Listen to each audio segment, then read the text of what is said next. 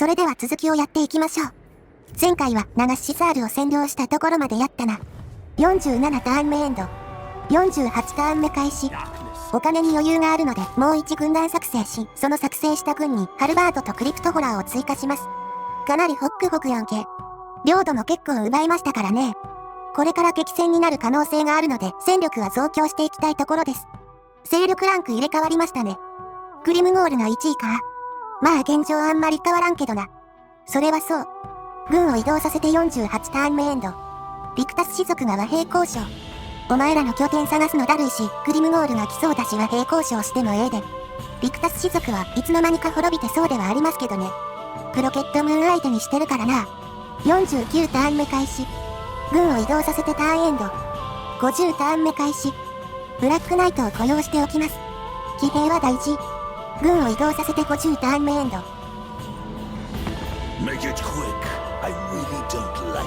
っぱり攻められちゃいましたね。一応軍は移動させてあるからすぐに対応できるけどな。相手は勢力ランク1位ですからね。勝てるでしょうか。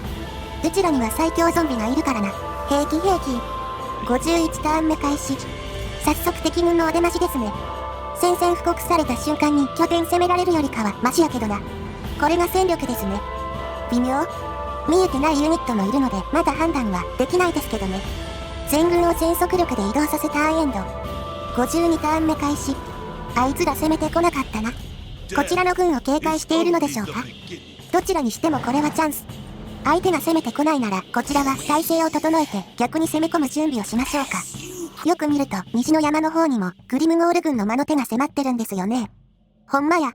これは軍を派遣して占領するチャンス。それなら新設したばっかりの軍を派遣するで。軍を移動。軍を移動。軍を移動。57ターン目エンド。53ターン目開始。まさかの2軍団目登場。あいつら合流して一気に攻め込むつもりってことか。1軍はグリムゴール率いる主力軍団ですね。しかもOO状態。ブラックオーク、ジャイアントやトロール、工場兵器も取り揃えておりますね。なかなか強いのでは。まあ騎兵がいないのでそこの弱点をうまくついていきましょう。あと1軍はこんな感じ。クリムゾンキラーがいるじゃないですか。何それ？範囲攻撃が可能なブラックオークのイメーユニットですね。甚大なダメージ受けるので最優先で撃破したい相手です。オークボアボーイビッグアンツも要注意ですね。対大型の騎兵ユニットで我々のブラックナイトでは相性悪いです。できればブラッドナイトは欲しいところですが、いないんですよね。つまり敵は騎兵も2軍団目に用意してたわけか。抜かりのない編成だぜ。1軍は山から攻めさせるために北に移動。2軍制で対処しようにもギリギリ行動力が足りないんですよね。どうするん？待ち伏せ状態にして迎撃します。これ見つかったら実質3軍制からボコボコにされるんやけど、見つからないことを祈るしかないですね。アンデッドな神に祈っていくスタイル。敵のシュートを襲撃。僅差での敗北。いつものやつ。これは迎撃待ちで。あいつら絶対迎撃してくるもんな。山の方にも軍を移動。53ターンエンド。モーツ氏族が不可侵協定の打診。今はグリムゴール相手で精一杯やからな。もちろん OK なんやで。敵の守備隊が迎撃してきましたね。価値ある敗北ならいける。それでは戦闘を始めていきましょうか。敵の戦力の確認を。まずは今回一番の要注意ユニットであるブラックオーク。カオスドワーフがより強靭で規律正しい奴隷を求めて魔法と荒廃による実験を行ったはいいが、強くなりすぎたため大規模な反乱を起こし自由を勝ち取った最強、最古、そして最も規律正しいエリート戦士。性能面としてはこいつは両手武器のため鉄鋼ダメージが高く、さらに振り下ろされた肉切り刃によって武器強度や鉄鋼ダメージをプラス 50% するという驚異の攻撃性能を見せる反面、盾を持たないため投射攻撃に弱く、また振り下ろされた肉切り刃は白兵戦防御をマイナス24するデメリットもあるため、まさにグリーンスキンらしい攻撃特化性能をしております。こんなのと戦うゾンビくん大丈夫か？まあゾンビなので逃げ出すことはありません。オークビッグアンツ。他のオークを実力でねじ伏せてきたこちらもオークのエリート部隊です。ブラックオークがカオスドワーフともに色々改装され強くなったのに対し、こちらは単に実力だけでのし上がってきた戦いのエリートたちですね。性能面としては対大型ボーナスを持ち歩兵とも戦えるため相手を選ばず誰でも大ダメージを与える反面、防具の値が低く盾も持たないため投射攻撃に弱いです。他多くを力でねじ伏せてきたやつ。なんというか面構えが違うよな。お姉ちゃんああいうの好きそうですもんね。全然好きじゃないからな。っていうか絶対エロ同人みたいなことされるやろ。オークアラーボーイズ。オークは普通は近接戦闘で敵を粉砕することを喜びとしていますが、彼らは遠くから射抜くことを楽しみとしている変わり者のオーク集団。他のオークからは卑怯で弱虫と言われようが、彼らは遠くから敵を射抜くことを止めない。性能面としてはゴブリンよりは投射強度があり、軽歩兵相手なら返り討ちにすることが可能。ただし射程距離や精度に関しては他の勢力の旧兵に劣るため数で圧倒するのが良さね。今回はあんまりいないみたいやけどな。まあ数増やしすぎると騎兵がね。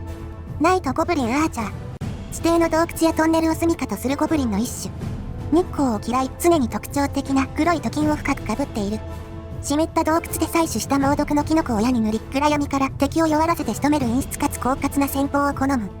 オークは正面からのぶつかり合いを好み、ゴブリンは敵を背後から刺すような戦法を好みます。なんか色々と正反対なところもあるんやな。オークとゴブリンって。ゲーム内での性能は低コストながら先陣配置と隠密が強力だね。最大の武器は毒攻撃で命中した敵の移動速度と攻撃力を下げられるよ。装甲は薄いし士気も低いけど、毒で味方をサポートするのが仕事だね。トロール。彼らは世界中に住んでいて、今でも何でも食べちゃう怪物。すごくバカなんだけど、多くのボスが食べ物で釣って無理やり戦わせているんだよ。ゲーム内での性能は自動で体力が回復する再生と高い攻撃力が魅力だね。でも、すごく臆病ですぐに逃げ出しちゃうから、戦わせるときは注意が必要かな。あと、火には弱いから、炎の魔法や攻撃には気をつけて運用してあげてね。つまり、こいつと戦うときは、低い指揮能力をつくのがいいわけか。あとは、防具もそこまで高くないし、盾持ちじゃないから、投射攻撃も有効かな。ゴブリンロックロバー。あり合わせの廃材で作った巨大な投石機。ゴブリンたちが大きな岩で敵を押しつぶすのを楽しむために使っている。ゲーム内での性能は障害物を越えて遠くから攻撃できるのが強みだね。装甲貫通ダメージが高いから硬い鎧を着た相手にもしっかりダメージが入るんだ。精度はそこまで高くないけど数で攻めるグリーンスキンの援護には欠かせない存在だね。つまりグリーンスキンであれば積極的に雇いたい砲兵ってことか。まあこっちより命中率が高いやつあるから採用率は低めかな。マジか。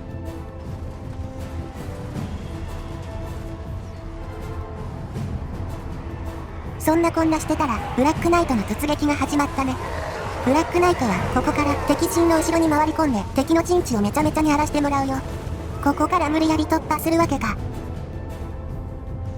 あとはいつも通り、団子になって突撃。ゾンビで敵の攻撃を食い止めて、クリプトホラーで敵を粉砕するよ。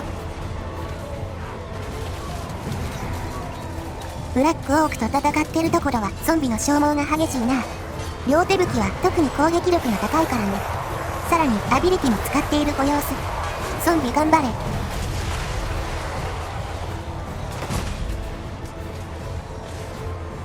ブラックナイトが敵の砲兵へ突撃。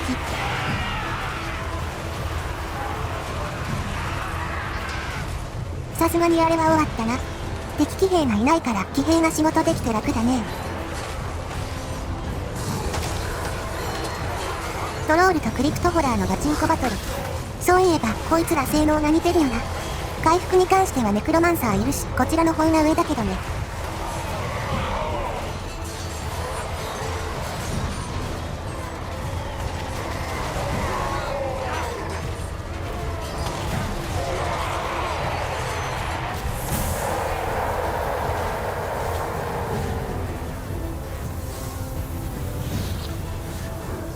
逃げ出す旧兵はきっちりブラックナイトで攻撃しようね。こうなったら敵旧兵もお手上げやな。ゆっくり死んでいってね。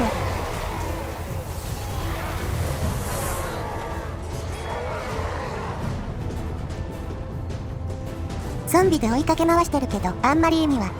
まあ前線から遠ざけてるって考えれば。ブラックナイトをハルバード兵で蓋をして。さすがにブラックオークも逃げ出すかもな。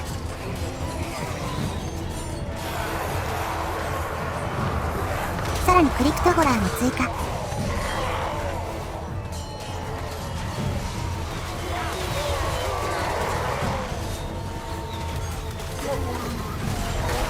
我々の僅差での勝利。やったぜ。それでは今回はここまでとなります。ご視聴ありがとうございました。次回もまた見てくれると嬉しいで。